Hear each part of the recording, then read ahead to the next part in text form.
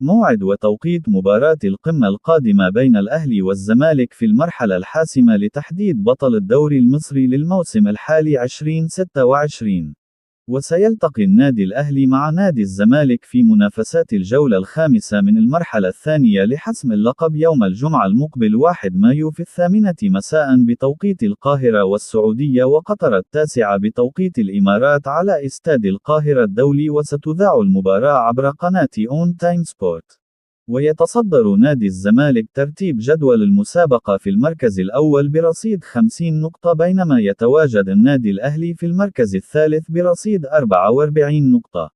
ويتبقى لكل فريق مباراتين بعد مباراة القمة القادمة قبل انتهاء المسابقة، حيث سيواجه النادي الأهلي إنبي والمصري البورسعيدي، بينما سيواجه نادي الزمالك سموحة وسيراميكا كليوباترا.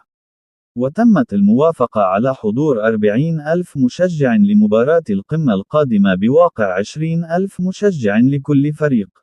ويسعى كلا الفريقين لتحقيق الفوز في مباراة القمة القادمة، حيث يطمح نادي الزمالك في الحفاظ على صدارة ترتيب المسابقة، بينما يسعى النادي الأهلي لمواصلة المنافسة على اللقب.